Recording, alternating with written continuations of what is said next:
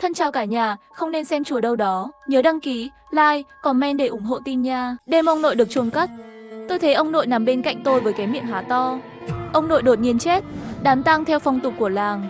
Lúc chôn thì há to miệng. Bác hai nhìn bố tôi. Cho bạc vào miệng chưa? Bố tôi gật đầu. Tôi hỏi bác, miệng của ông nội mở ra, có phải còn có bệnh viện nào không nói ra không?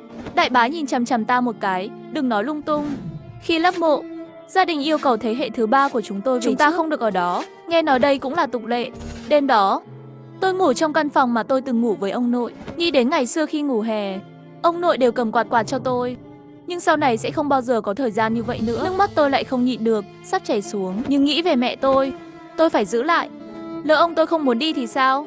Trời ngoài cửa sổ còn chưa sáng. Tôi đưa tay muốn chạm vào điện thoại đặt bên cạnh gối. Xem thời gian, tôi cảm thấy một khuôn mặt lạnh lẽo. Tôi từ từ quay qua. Gì vậy? Đó là khuôn mặt mở to miệng của ông nội.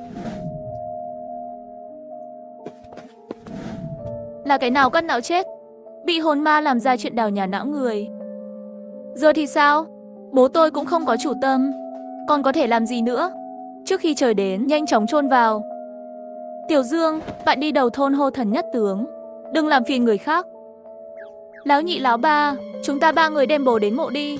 Khi sắp ra khỏi sân, tôi nhìn lại, tìm thấy tôi đưa 3 anh em họ quỳ xuống giường, ngưỡng kính gõ 3 cái đầu. Sau đó mới bắt đầu khi thi thể đến.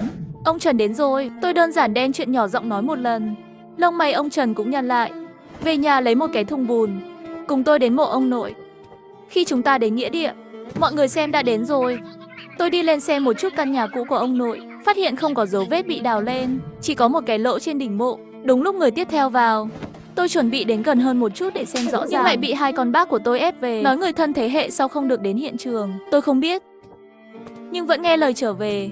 Họ làm cho đến hơn 10 giờ mới trở lại. Xem các bạn vẫn đang chăm sóc ông Hành Thủy. Nói chuyện cười nghiêm khắc.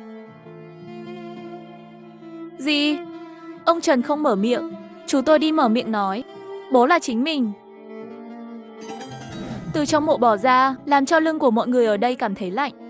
Trần Thợ Nề gật đầu không nói gì. Sau khi ăn, chú tôi muốn tặng Thợ Nề Trần một trang phong bì màu đỏ của ngôi nhà cũ. Bị Thợ Nề Trần từ chối. Xây căn nhà cũ cả đời. Chưa từng gặp qua sư phụ tà môn ác như vậy. Nói xong hắn quay người bỏ đi, như một quyết tâm nào đó. Cả ngày mọi người trong nhà đều ngất xỉu ở đây. Cho đến giờ ăn tối, bác mới nói, tối nay tôi sẽ ở nghĩa địa cả đêm, xem rốt cuộc là con chó nào không có mắt động vào nhà của bố. Tôi sợ, nhưng vẫn nói đến tôi cũng đi. Tôi không thể nhìn thấy ngôi nhà cũ của ông nội bị mở ra. Tôi thấy mình kiên quyết, không nói gì nhiều. Nhưng sau khi ăn, cũng theo chúng tôi đến chỗ ông nội.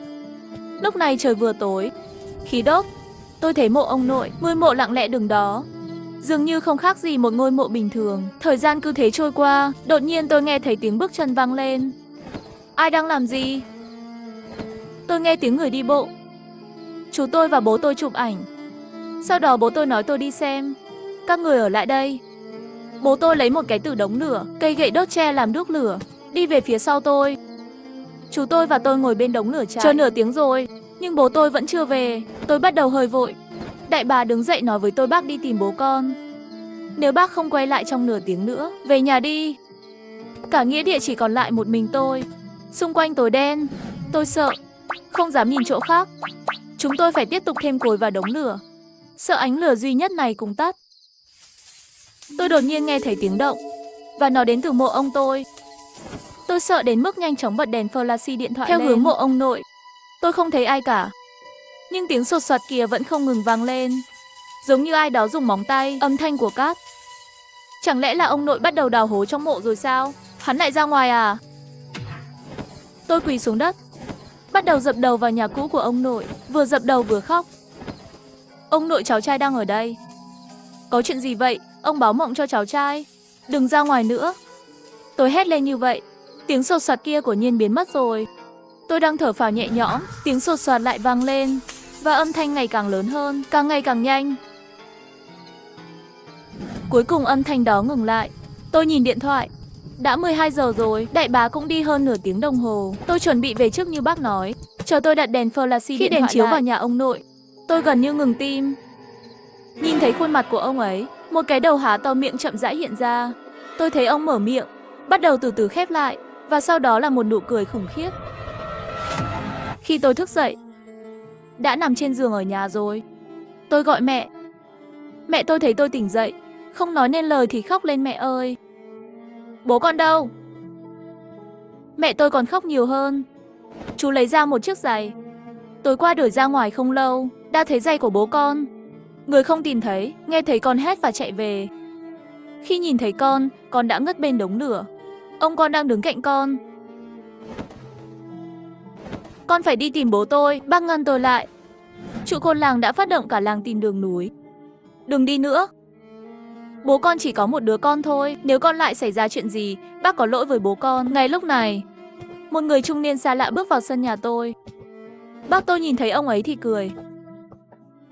Bạn học cũ, cuối cùng bạn cũng đến rồi.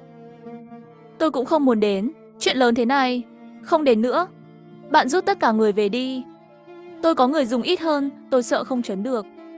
Mẹ tôi vốn không đồng ý cho người của Tống Sơn tất cả rút lại, nhưng sau khi biết đây là ông Trần thì cũng đồng ý. Dưới sự chào hỏi của ông Trần, mọi người đều đến mộ của ông tôi. Ông Trần đi quanh nhà ông tôi một vòng, sau đó bóp ngón tay, để lại 28 người đàn ông, mọi người khác về đi. Sau đó gửi cho mỗi người 1 đồng xu. Tất cả đều ở trong miệng, lát nữa mặc kệ xảy ra chuyện này, đừng nói, không nói chuyện, hiểu chưa? Họ gật đầu. Thế là ông Trần đứng trước nhà ông nội. Nhìn trời, gần 3 giờ chiều rồi. Ông Trần quy xuống mộ ông nội mà không báo trước. Sau đó tôn trọng, kính trọng gõ 3 cái đầu vào nhà cũ của ông nội. Dừng công việc đại bá không hiếu hậu sinh Trần Ân Nghĩa để cứu mạng người và cầu xin lòng thương xót nếu có bất kính, đa hài hàm. Sau khi nói xong, ông Trần móc 6 đồng tiền trong tay. Sau đó cúi xuống nhìn kỹ hơn, lắc đầu, lặp lại hành động trước đó. Ông Trần là như vậy, ném tiền đồng 9 lần. Đến cuối cùng đã là mặt không có màu máu, nhợt nhạt như người chết. Lần thứ 10, sau khi ông Trần dập đầu, ông thật sự muốn tuyệt tử tuyệt tôn sao? Nếu không, ông cho đứa trẻ một dấu hiệu tốt. Lần này cuối cùng sắc mặt hắn cũng dịu đi một chút, nhẹ nhõm. Theo đội ngũ 2 bước nói đào mộ. Tất cả mọi người nghe được 2 chữ này đều là sắc mặt thay đổi. Không ngờ trước đây ông Trần lại chuẩn bị nhiều như vậy, là để đào mộ. Chú tôi mặt hơi khó coi. Chú tôi lại trực tiếp chỉ vào Trần. Mũi của ngài chửi thề. Nhưng ông Trần quyết tâm đào mộ. Nhưng tại sao? Hắn cũng không giải thích. Nếu như không muốn lão Tam chết, nhanh chóng đào mộ đi. Nếu không đào mộ thì không kịp rồi. Lời này ra, bác và bác hai của tôi đều mất bình tĩnh rồi. Nhanh chóng gọi mọi người đào mộ nhớ lại. Dù thế nào đi nữa, một khi bắt đầu đào mộ, không được nói chuyện, không thể nói. Nếu đồng rơi xuống mồ, vậy thì tự cầu thêm phúc. Thời gian tới, 28 người đàn ông mạnh mẽ thay phiên nhau bắt đầu đào mộ. Họ đều không dám nói chuyện. Nó giống như một vở kịch câm. Chỉ có tiếng cuốc đất liên tục đến. Lớp đất bên ngoài cuối cùng cũng bị đào hết ra, để lộ quan tài bên trong. Nhổ đồng ra khỏi miệng, đặt một vòng quanh quan tài. Bên kia mộ một cái, 3 bên còn lại đặt 9 đồng tiền.